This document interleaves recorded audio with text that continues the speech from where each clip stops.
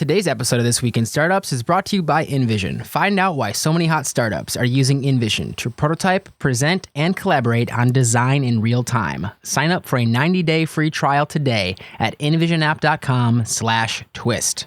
And by Citrix GoToMeeting. Meeting is believing. Visit GoToMeeting.com and click on the Try It Free button and sign up for a 30-day free trial. In this episode, Jason sits down with Anne Wojcicki, co-founder of personal genomics and biotechnology company 23andMe at the Rock Health Summit. That's what it's all about, man. They said, money is the root of all evil. What? Funny how it feeds my people.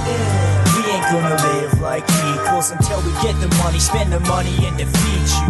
Yeah, money is the root of all evil. What? Funny how it feeds my people. Yeah, we ain't gonna live like equals until we get the money, spend the money, and defeat you. Anne Wojcicki is the founder of 23andMe. Co-founder. Co-founder, yes. Oh, that's always a very important thing to get right. There's many apologies. 9 years you've been at it now? Getting close to 10, huh? A long time. It's a long time. Does it feel like a long time? I mean, I can't really remember the life without it, yeah. No, but it doesn't feel that, I mean, it goes quickly. Yeah. So describe for everybody what's the state of the business today in terms of the scale of it. Because it's moved pretty quickly, and you've been at it for a long time. How many people have taken, a kit and actually done it? And how many people work at the company now? And so we met Yuri Milner about 2 years ago, and I sat down with him and I said, he was really interested in healthcare and transforming things, and I said, my dream would be like you could really change the whole healthcare system if you get 1 million people in the database. And he's like, well, what do you need to get to 1 million? And I said, I just need cash. And he's like, okay, like literally the next week. He has that.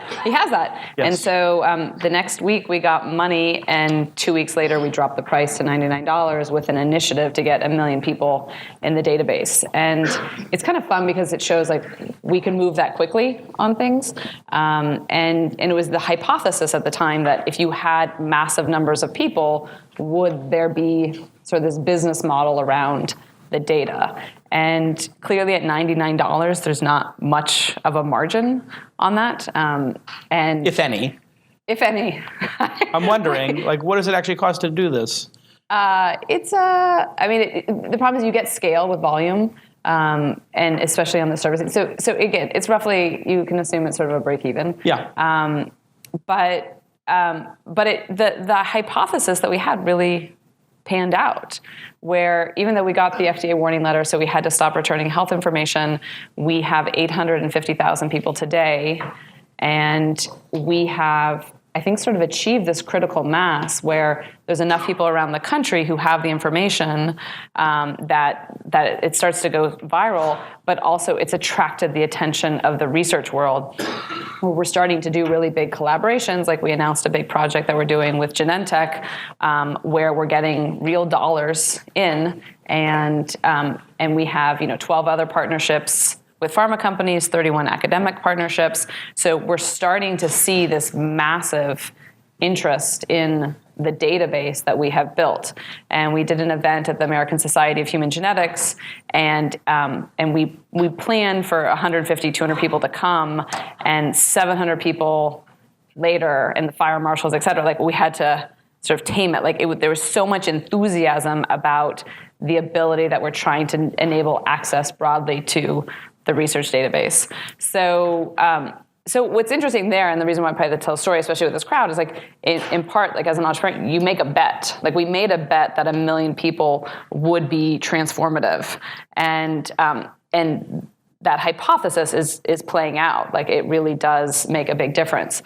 From a company-wide, we have roughly 180 people in the company now, and we are growing pretty rapidly.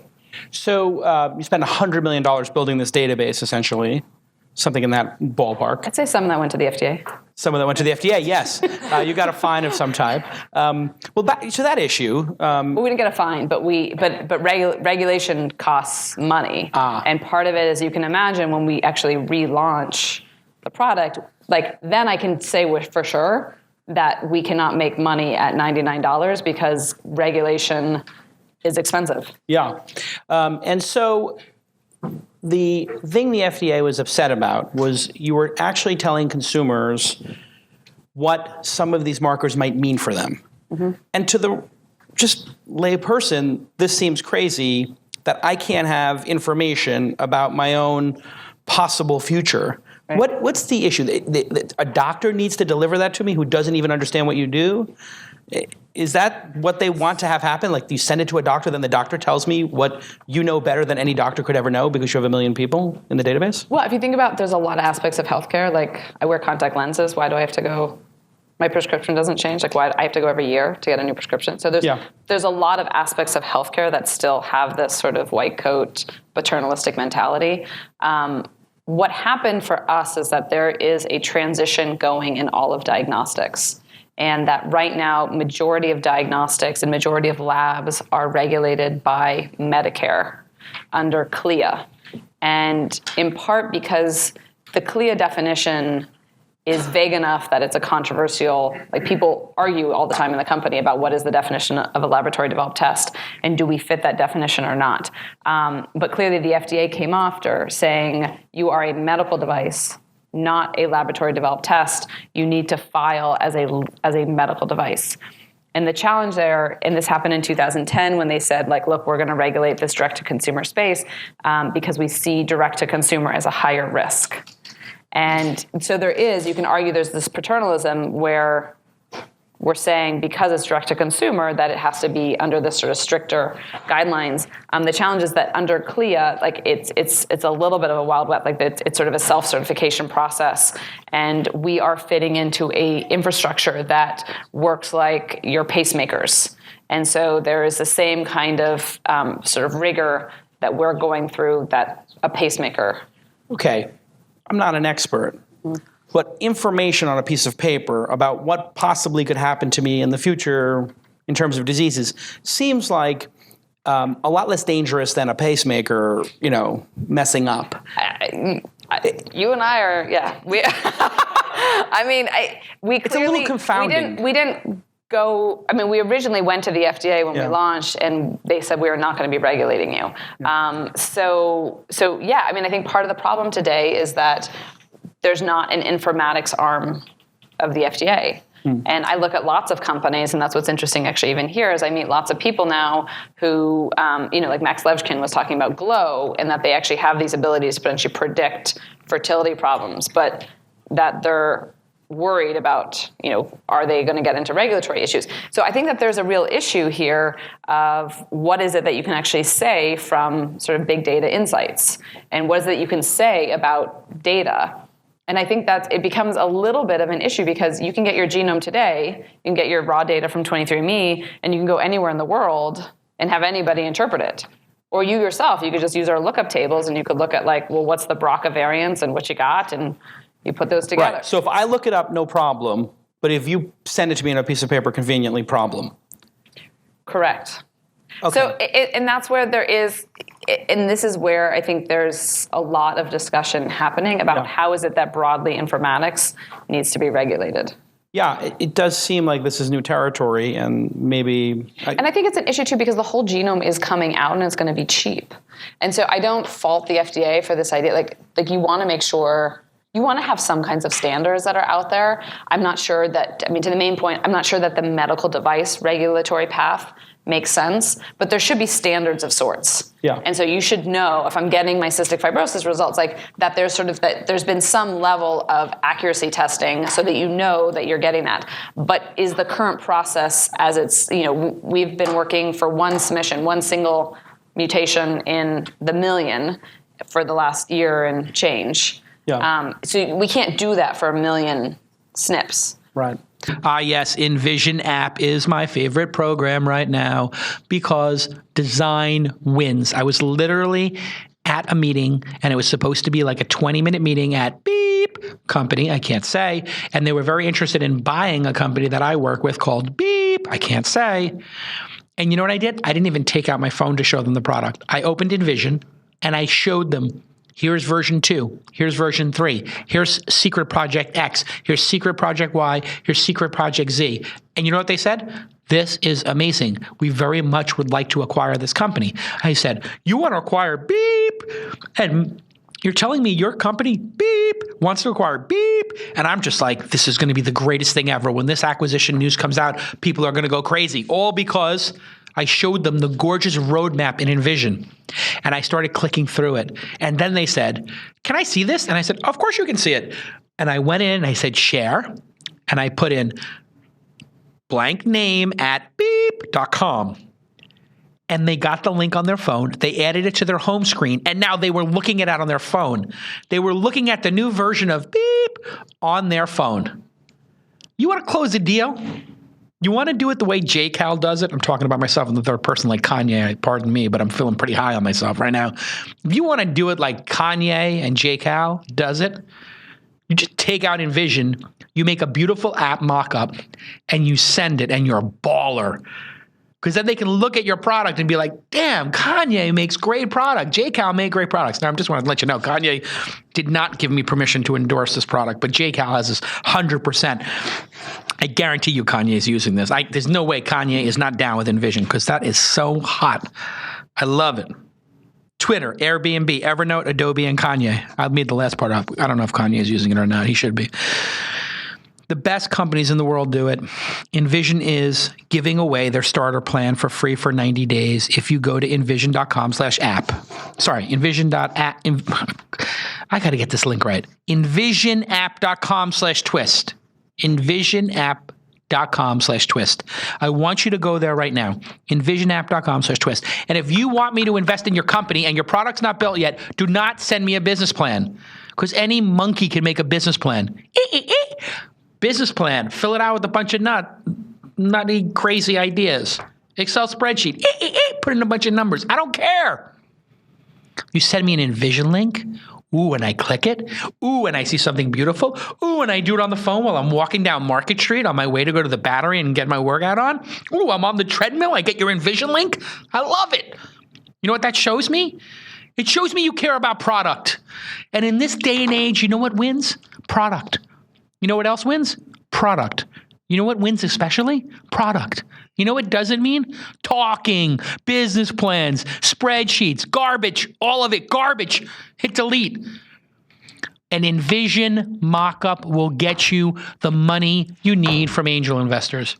A business plan will get you shift, exclamation point, spam, shift, pound key, delete, Envision link, click, win. That's all you need to know. The product is so slick. The product is so affordable. Envisionapp.com/twist. Envisionapp.com/twist. Envisionapp.com/twist. You have to use this product. It is so effing awesome. All right, that's it. Let's get back to the program. And cystic fibrosis is a major focus or one of the big wins early on. A lot of people have given their information so far. We have. From what I've read. We include cystic fibrosis testing, or we did include cystic fibrosis testing on our health reports. Yeah. We do not have that right now. We're filing on Bloom's, which is a rare inheritable condition in the Jewish population. Oh. And so, when you look back on the last 9 or 10 years, what is further ahead than what you thought it would be, and what is just mind-bogglingly behind? Or did you even think with a sort of a 10-year arc? Because it seems to me that you have your whole entire life arc with this company. You're going to die doing this. Right, and so hopefully not soon. Not soon. Yes, but I think this is like. But I think I will. It feels like this is your life's purpose, and you're 10 years into it. Where did you think you'd be at this milestone? Getting close to a decade into it. The thing that I'm most inspired by is when we go around DC, this idea of consumer health. And if you listen to Obama just announced this initiative on precision medicine, and if you listen to his speech, one of the things that he says is about consumers should have their data. And that was a completely foreign concept when we started. People did not think about consumers owning their information and this idea that, consumers should be engaged and you should be a partner. And I was just going through my email before coming on here, and emails from insurance companies to hospital groups to everyone talking about how it's just this obvious idea now that like you should have your own information. And before it was much more like I anticipated that would be a trend that would take much longer to accept. But people, in some ways, like when we go to Democrats, we go to Republicans, we go all over, in the White House, like everyone kind of resonates with this idea of like, I should get my data. Yeah. And to be honest, even like your ownership of the genetic information and your ability to interpret it, like no one argues with us of like people will say, oh, you need to be accurate, but like no one argues about that concept that you should have your own information. And when I ask people like, hey, does anyone love healthcare system? Like anyone love like the experience of being sick and going in? Like there's really no one who loves it. So in some ways, like we're kind of barking up that tree. Like people want the change. So I'm inspired by the fact that notion is so broadly accepted on both parties. The thing that I have been disappointed with clearly is I never thought we would have to stop selling health. I still wake up in that shock of like, I can't believe that actually happened. Yeah. And where do you think now, projecting forward 10 years from now, will be? Because things do seem to be accelerating now, and it's kind of hard to know, but it does feel like there's a little bit of a slope here with computing, artificial intelligence, and then the progress companies like yours are making, and people like Uri Milner, like, taking flyers like this. We seem like we have a lot of people who want to like catalyze this. I guess people get old and then they start realizing they're going to die, and then they're like, I have a bunch of money. Please make me live a little longer. I think it's not as much on I think people see a system that's broken, and I see, it's like anything. Like you go to the store and you're like, oh, you could do it so much better in this way. And I think people don't really understand the dysfunctionality of healthcare until they're in it. And understand, like, what does it mean when you have to fill out the form every single time you come? Like, they don't understand what that pain is, or sort of the redundancy of, like, having to go from lab to lab to lab and do the exact same tests over and over again, like, or trying to get your medical records. And the fact that an electronic version of your medical record can count as, like, you walk into a doctor's office with your $25 and they give you a USB stick, and that is acceptable. So I think people don't realize that pain until they actually try to do it. It's one of the things like I always challenge people, like get your medical records. Yeah. Like if you think that blue button is working or like hit like all these electronic, like then get it. And it's almost impossible to. Yeah. And 10 years from now, if you guys keep up at this pace, it'll become $10 to, put somebody through the system, and maybe you have 100 million people or maybe a billion. I think that the system's really, so in my mind, like this whole system is evolving. Like, and part of like, I think what the break in the infrastructure is the consumer empowerment. Because once the consumers actually have a voice, everything changes. And I think that like consumers don't want to ideally go to the doctor.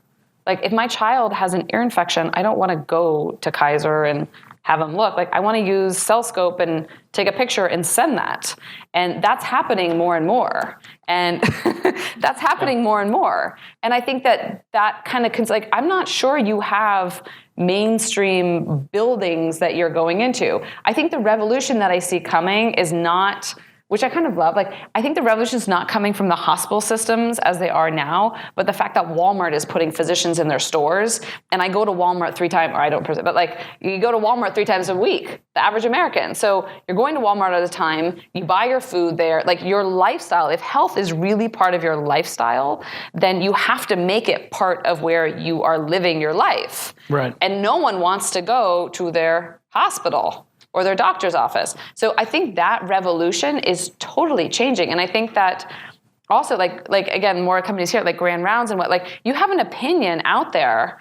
And like I have a friend in my son's school, and he's like, the mom, she has sarcoma in her hip, and she got one opinion. They did the surgery really quickly, and it turns out it was a complete mistake to take this out, because if you take out a sarcoma tumor, then you drag it across and it spreads, and now it's spread. Like, it's one of those things like, if they'd had 10 opinions, she's like, if I had had 10 opinions, I would have done things in a completely different way. And I think that's where like that instantaneous, like you have an abnormal looking mole, you just put it up online, you get 10 opinions, 15 minutes, $20, bang, like you're done. And so like that model. And there is a company doing that actually you take a picture of moles and like. Right, and I think that's where the US is going to fall behind because of this idea of infrastructure. Like when I talk to doctors and they're like it's so unrealistic to do that because I can't, if I'm a physician in California, I can't practice in Maine. I can't practice. So like that has to change. Or like you go into India or China or Australia, like, and you run all of your tests there. Like, it's just like, it's one of those things with your information. I can put the picture of my mole up anywhere, and it doesn't matter where people are assessing it. And I think that's where the US will fundamentally fall behind if we're like so caught up in protecting our own little territories. And it seems like we're living in a time of change right now, because we see other issues in society, marijuana, gay rights, et cetera. Everything seems to be switching. So this has got to switch. I mean, right? I think the thing that... You feel hopeful about it? I'm not hopeful about it changing from within, but I'm hopeful, and part of the reason I agreed to come here, like, it's this kind of community that's driving the change. Yeah. There's not, like, we had... we went out with one of the big insurance companies, and they were saying, she's like, you don't understand, like, all these people, they want to be in healthcare, but like, being in healthcare is like being a supermodel. Like everyone wants to be like me. Everyone wants to give me money. Like, I'm a supermodel. And there is a little bit of this mentality, like, once you have a system in place in healthcare and you're just like making money, cha-ching, like, and you get these contracts, so you're like, the government gives me money. There's so much money in healthcare. I mean, and I always say, like, we get all excited about, Instagram being bought, and it's like huge money. And then you're like, healthcare is $2.7 trillion. It is so much money. Yeah. And so, like, the people broadly looking at it are really stuck, and like, it's just like an entrenched infrastructure. So the only things that are going to change, I think, and the reason why we started 23andMe is because you got to build it from outside. Right. Because no one inside the system is incentivized to change. And you've invested $100 million or so in this company. What would it cost to do it today, just in terms of like what you've built? Is it much cheaper to do it today, or is it be similar, do you think? Because a lot of people, let's face it, in the last 10 years, were very scared of even going into healthcare. As an entrepreneur, it was sort of like going into music. You're like, oh, that's going to be just painful when I have to go to the music labels. Yeah. It's going to be painful when I have to go to the insurance companies. Like, why would you even put yourself through that? You guys were crazy enough to do that. It's like, in some ways, like, I love competition, and I hope more competition comes in. But until there's a regulatory path, it is impossible for someone else to come in. Like, the regulatory path has to be defined, because it's just not, like, for someone to come in and spend the amount of money and have the expertise in doing these things and putting in a quality system, like, it's not realistic for a startup to just come and say, like, hey, let's do this. So I don't know how much it's going to cost, and part of it's going to depend on the regulatory system. And the reason why I push, and the reason why I go to DC all the time now, is I really worry that they're going to make the whole diagnostics environment a system where you just have a few big companies and you kill innovation. And kind of the scrappy lab at Stanford or UCSF that like wants to invent, makes a discovery, finds something new, they can test it out, like those days will be gone. Have you guys actually thought about or like done scenario planning of like, if we do this outside of the United States, what would it look like? And are you operating outside the United States, and how is it different? Well, we have launched in Canada and the UK, and we are giving health reports back in both of those countries. So we don't have a lab out there. We don't have offices out there right now. And fundamentally, it's like, I'm a little bit patriotic in that sense. Like, we're a U.S. company. We're going to make the system here work. And there's enough outside pressure on this sort of older school system that the system's going to change. Yes, Citrix GoToMeeting is my go-to way to host a meeting, and meeting is believing. GoToMeeting, I literally, before I got in the studio today, did a GoToMeeting with my friend Jeff Dotches, who is launching a new incredible company at the launch festival.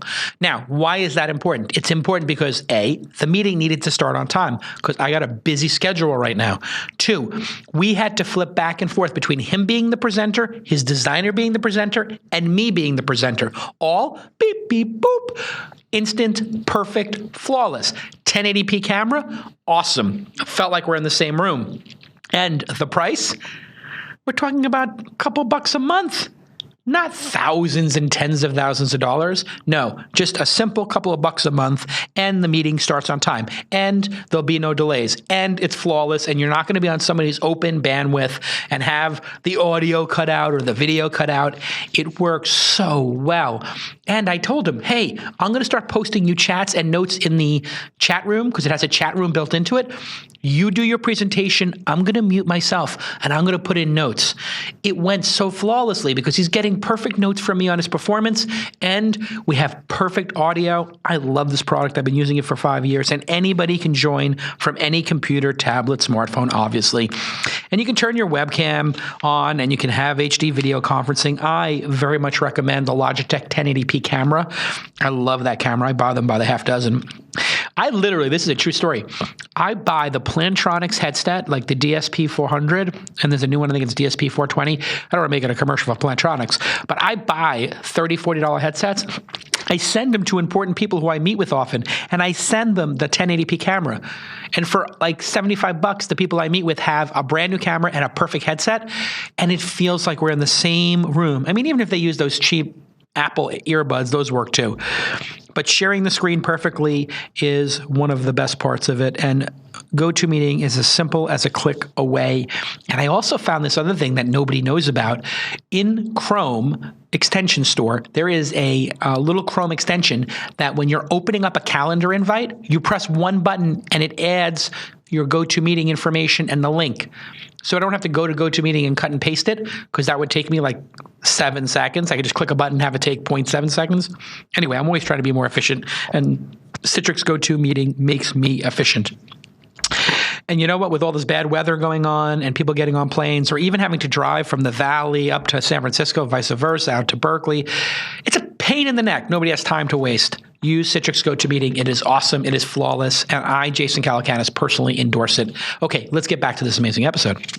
And so let's talk about the data for a second, because I think that's also kind of scary for people. And since you have Google as an investor and you're a little bit associated with that company, people are a little bit scared about data. And you kept talking about the consumers owning their data, and that's really important to you. What data do you own? And what are the data rights, especially to the people who maybe did this at a discounted price? And should people be absolutely scared that something's going to happen with their data? I think the whole concept of like being terrified of data, I think in part comes because like traditionally in research, or actually in a lot of companies even, like you sign over the rights and then they never tell you what happens.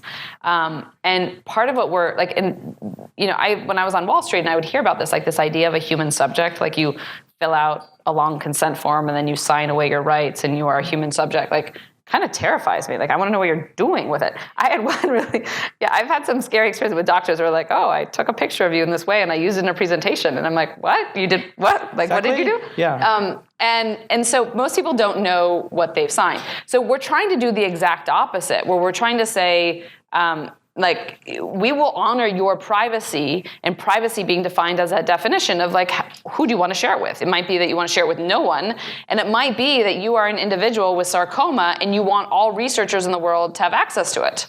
And so we want to enable you to control your data. And so it's really about that control. So you sign up, 80% of our customers consent for research.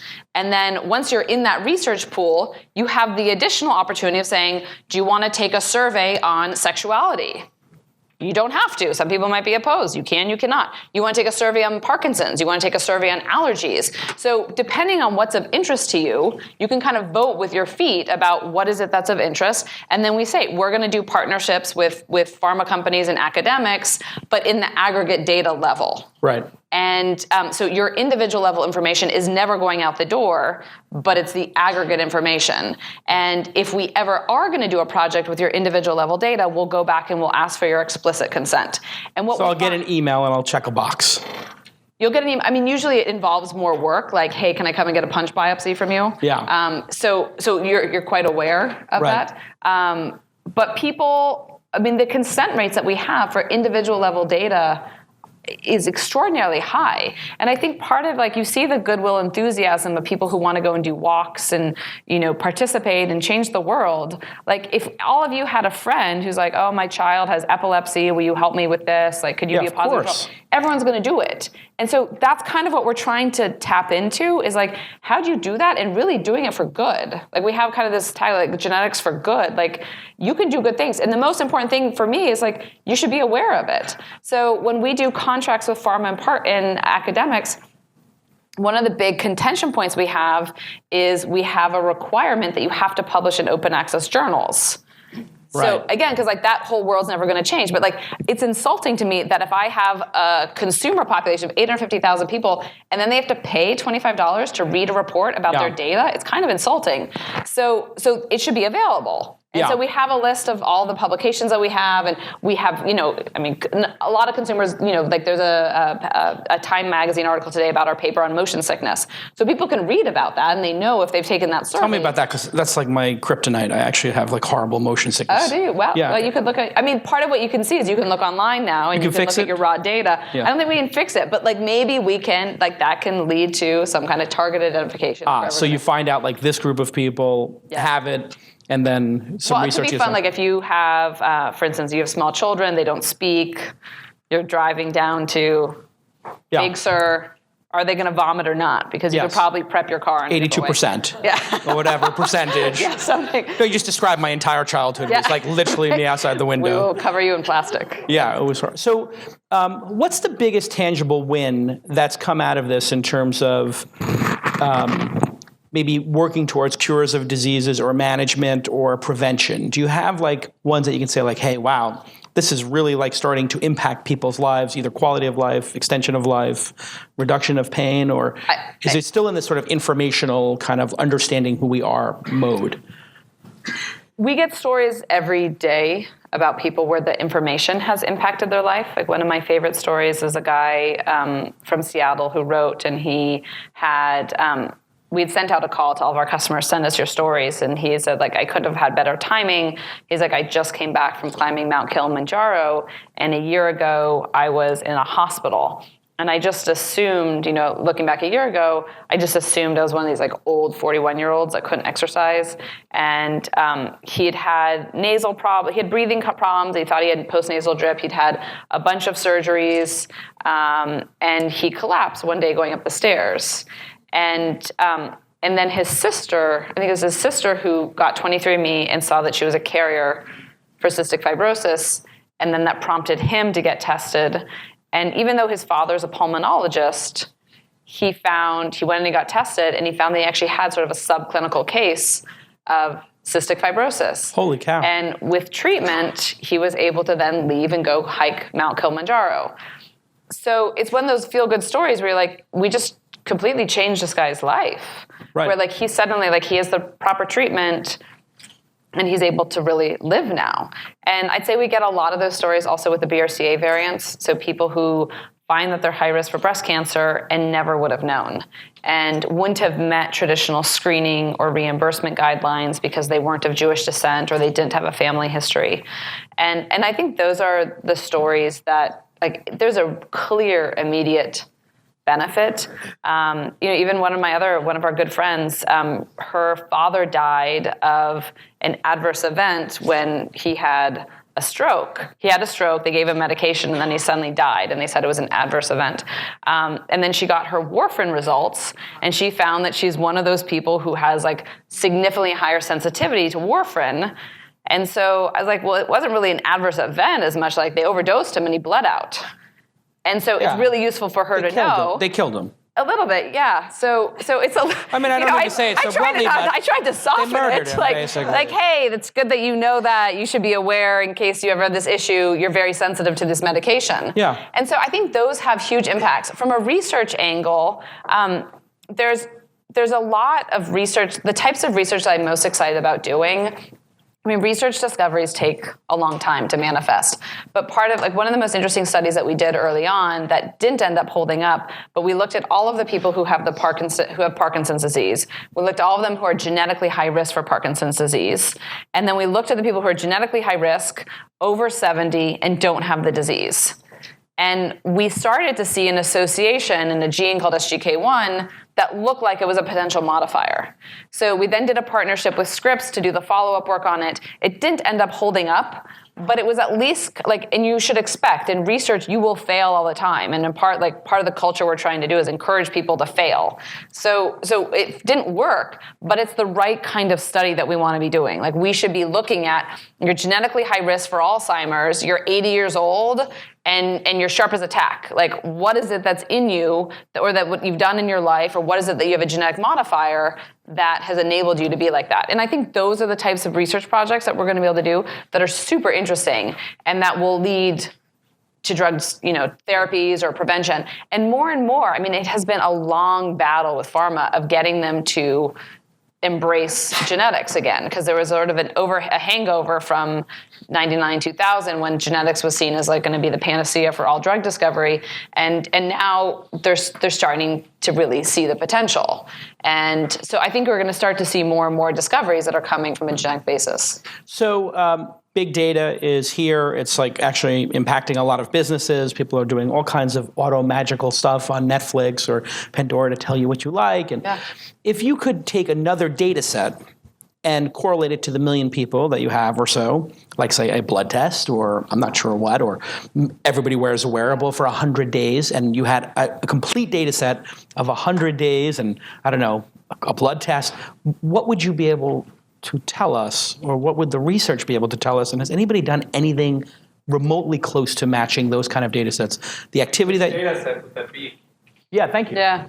Like you said. Yeah, it's, I mean, we debate this quite a bit, in part because also there's so much data that's coming in, and what's the right data. In some ways you kind of want all of it. Blood data, I would say to start with, blood data is probably the most valuable because you want to potentially be able to correlate trends in your standard lab values with potentially an early diagnosis for something. The activity data, you don't necessarily need all of the data that is coming, but you potentially need certain kinds of data points or the deltas, the changes that are happening. There's all kinds of things that are going to be interesting that people don't realize. So for instance, we had a talk yesterday in the office about Parkinson's disease, and people who have REM sleep disorders or who have problems sleeping, it's a predictor for Parkinson's. And sort of uniformly, these people end up having a problem. And apparently the sleep doctors always knew this, but it never translated over to the neurologists. And there's things like that. And people with Parkinson's as well, they start to lose their sense of smell. So there's things that are going to be really interesting to be able to detect. What I think about always from our research angle is what is it that the consumers want? And ideally, we're all in the room, everyone's relatively young in here, you want to know how to prevent disease. And so there's two things to me that are interesting in prevention. One is the things that you do day in and day out is you eat and you breathe your environment. And so I'm super interested in what is it that you're eating and how does it actually potentially really influence and any kind of environmental exposures. So Environmental Working Group does a bunch of interesting studies on what truly is the harm of Teflon in your food. And, I would love to do, I did a body burden study 8 years ago where I was really high in fire retardants. And it was a thing. Fire retardants. And they joked, they're like, oh, you must fly a lot in coach. And I said, yes, because I was from the Wall Street days, you fly all the time. That's, if you think about it, airplanes are covered in fire retardants and you're breathing circulated air. So you're absorbing a lot of fire retardants. So I think that it's just kind of interesting to study those components because what the consumer ultimately is going to want is you want to stay healthy. And if I can give you that guide for staying healthy. So it's a little bit of a long answer. I mean, I do think that the blood data and medical records are going to be sort of first priority list for us. But then figuring out a way that you can really track environment and, GPS from your phones that matches with pollution statistics from the country and sort of your gross, how much are you actually exercising every day on a relative basis to peers, that information is going to be super valuable. and for us. So it would seem to me you did this great thing by lowering the cost, thanks to Yuri Milner and Facebook or wherever he made the money. I mean, a ton of money off that, I guess. Can we ask him for like another $100 million to just do it like for the blood test then and then put them all together? Or why wouldn't you offer, there is this high end, right? Of people in the market, let's say the top 10%, who will pay like any amount of money to live longer or live better. Could you offer like a 360-degree package for $100 a month, let's say, where people took a regular blood test, wore an activity tracker that then correlated, and maybe you could build up a subset of 10,000 people in the world who are paying you $100 a month, which I think is a couple $1 million. And then you would have that group as like this incredible base of data. Have you guys thought about doing something like that? I think the problem is 10,000 is too small. Like we're a little bit at that data greedy point. Like you want scale. Like I have 850,000 people in 23andMe's community, and they're all biobanked. Most of them are biobanked. So like we could just sequence all 850,000 people at some point. And if Blue Button worked one day, or people could actually get their medical records, I don't need to pay for you to go and get a blood test. Like I just get it. You have to data normalize it too, though, right? You have to what? You'd have to like normalize all this data from all these different labs. That would be a lot of work. I'm just thinking if you gave me a package where where there was a... You're going to have to normalize it anyways, because you're not going to... I mean, that's part of where like the beauty of Theranos really takes off in this way. And you could get, if I could do a blood spot every month and send it off, that would be also awesome. I mean, in some ways you're going to want continuous blood monitoring at some point, but that's not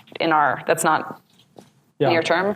But I think it's fine. Like it's a starting point. Like it's better. It would be better. I would rather have data on all, if I could get medical records and lab values on all 850,000 people in a scalable way versus 10,000 people really closely, like I'd go for the 850,000. Yeah. And part of it I think about too, like we're selling a lot still. It's one thing people thought we got shut down. Like we're selling a lot and we have a lot of customers. Like we're growing all the time. So everything I think about though is based on that scale. Like I'm super interested in scalable ways of getting medical records. Yeah.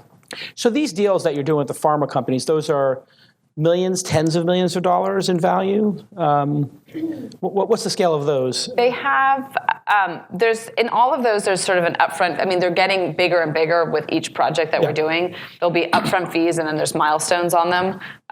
So part of it is that we have more ability to say we want to get part of what comes downstream. So if there's going to be a therapy that's developed or there's going to be something that's developed or IP that's filed, we want to get part of that. So you can get a licensing fee, a royalty, or something there. That could be significant, huh? It's interesting. I mean, we have, since day one, people have, like Art Levinson at Genentech, he was one of our first investors, and he's like, from day one, like what's really, like you will transform drug discovery, and how do you get part of that? So if from the beginning, we've often thought, like, how is it that we get into, if you have a group of consumers who have sarcoma, and what they really want is a therapy for that, the best thing that we can do is help move that into really making it a therapy. And part of the bottleneck that we're getting a little bit now is like, convincing pharma to change is hard. So they have to pay you an upfront fee and then agree to some sort of back end. If you just went to them all and said like, hey, the data's free, but the back end's a little bit bigger, do you give them like a choice? Like, hey, some cash, some back end, or can you just say like to all of them, like, or just go crazy in there and just give us like a much richer back end? I think that business model would be hard to sustain for them because it's 10 years out. Yeah. If there was an infinite supply of cash, sure, like something like that'd be great, but that would be expensive to manage. So how close is the company to being like a sustainable concern, or is it going to just need to be sort of invested in for another decade? Or we were quite close pre-FDA letter. We were quite close. We were really on that brink. Makes it even more tragic, huh? It does. Like I said, I wake up all the time and think, what happened? But it's, but part of it is we have a long-term vision. And one of the things that happened actually after that FDA letter is we went to go see different people in regulatory, and they're like, look, like this is probably going to be a really net positive thing for you. And if you have that 10-year horizon and you build towards that, this is going to be incredible product and opportunity. Like what we have done here is like defining a direct-to-consumer channel that will have an FDA clearance. And I think there's a massive potential for that, of being able to say, we've worked with the established system and we're enabling it direct to consumer. Like, this will be a huge event to be able to say more and more things are going to be able to be, without a physician, and challenging this notion that is a physician experience actually the appropriate gold standard. Right. It might be, like you were saying earlier, 10 physicians reviewing something might be the gold standard, but doing it remotely and getting some consensus around having video communication, like watching a video about, like, I think about when I did my amnio, would I rather have spent the time with the woman in the flip book, or would I rather have watched a video? I probably would have rather watched the video. Yeah. So the point more is, like, there's potentially something that's more scalable by having videos and standardized content versus like the variability that comes with a one-to-one interaction. And is it really so valuable to have that one-to-one interaction and say, okay, here's your genetic information? Like, I've seen multiple times, I used to work at San Francisco General, multiple times in the emergency room where the doctor will scream over, oh, your father has like colorectal cancer. That's why it's like he's having these problems. You should go see oncology. And you're like, oh, that's how you said that he had cancer. Right. So like that experience is like, there's a huge variability, and is that potentially a better experience that we can have, like, by defining direct to consumer and potentially saying you can have information sources that are just as capable of communicating to the consumer as having a really highly qualified individual communicate that, and potentially having, I mean, the reality is, like, we don't have enough genetic counselors in this country. There's not enough physicians to give sort of the highest quality care. So how can you actually really scale that care in a much more cost-effective manner? Yeah, so some questions from the audience. I'm sure people have questions. And so do we have a microphone that gets picked up? We do? Okay, great. And I think we had one right here to start. And if you could say your name and maybe your company name, and then a really concise question. Sure. My name is Denise Terry. I'm with Embrace Her. We do women's reproductive health. So I've been a 23andMe customer for about 4 years. I had my twins tested right after they could spit in a vial. And I was really angry when the FDA shut you down because I was about to have my parents tested for the full family history. We're also a partner. We were a partner, and you were marketing with us to reach women, right? Because women have a lot of reason to test their family. So my question is, how soon do you anticipate getting permission to market yourself again with, the way you used to?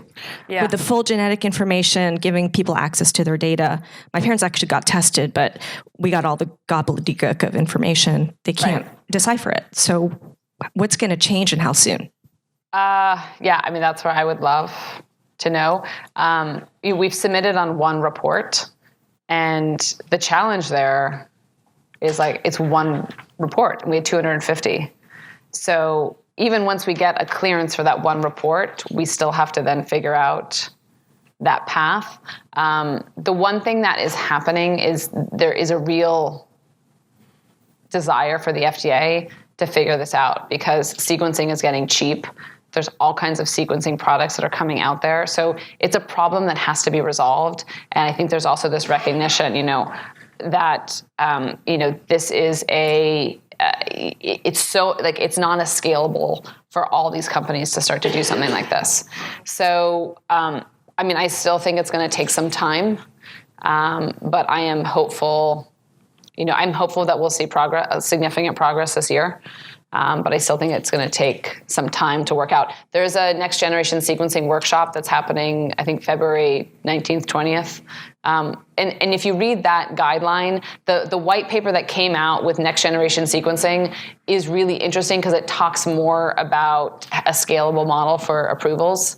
And so if that happened, that would actually be quite interesting. But overwhelmingly, I mean, we hear, that's like the number one complaint that we hear is people who've had on the experience is they're like, I wanted to get it for others. And Canada. Yeah, you get a P.O. box in Canada, you could actually hack it. So we have another question. Oh yeah, let's hear the other question. Hi, I'm Michael Ball with Genealogics. I'm curious as to whether or not you see yourself offering whole genome sequencing in the future, I've had my whole genome sequenced. It was very time consuming, lots of I'd much rather have a direct to consumer option. I'm just wondering, at $1,000 per whole genome, how soon are you going to offer that? Yeah, what will that cost too? Yeah, we have the one thing that we learned in the early days, like when we first launched, and there was a little bit of this turf war of like, who's offering more SNPs? Like we were 550,000, the competition had like 1 million, like, and we really quickly learned no one cares. It was kind of like an ego war between ourselves. The whole genome is super interesting super interesting potentially for you if you're going to try to explore it and understand it. It's only interesting for the customer if I can tell them something more. And so I've stuck really hard to the genotyping because it's cheap, it's highly reliable, and I can tell you a lot of meaningful information about yourself. So you can definitely get more from whole genome, but to your point, there's a lot in there and it's kind of unwieldy and you don't, like what are you going to do with everything else? There's definitely things I can tell you with a whole genome that I can't tell you with our chip, and we are exploring that 100%. But everything, again, our filter is all about what is it that's meaningful that I can tell you, rather than just like saying I'm giving your whole genome for the sake of the whole genome. Because what we've learned, like people don't care.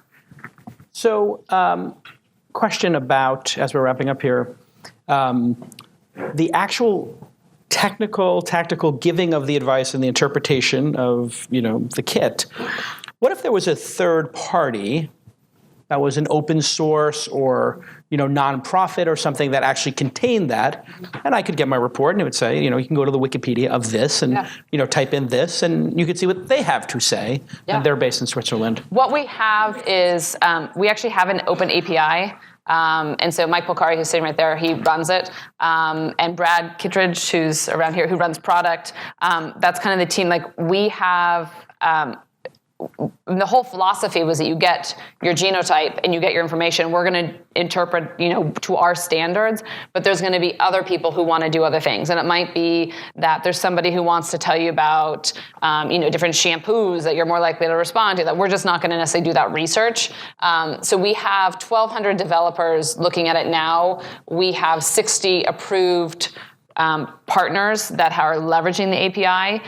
Everyone's from someone like Prometheus, which is probably better known in this crowd, to different like Harvard actually was using it for a while.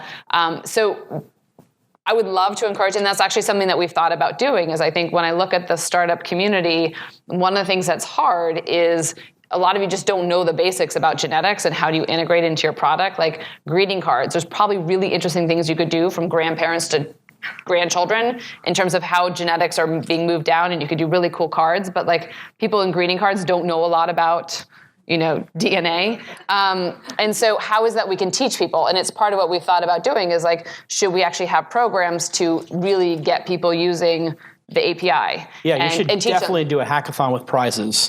Yeah. And then Hallmark's data science team will show up and they'll just do a great hack. Well, we've talked about doing some hackathon, like things like that, but I think that's part of where we're thinking more and more is that we are, we want you to use your DNA. Like we've been antithetical as well with this idea that you should own your information and you should do things with it and like take the ownership and move it around and like enable other people to do stuff. And so if we can create that ecosystem of like you all have companies, and if there's a genetics angle, well then you can leverage our API.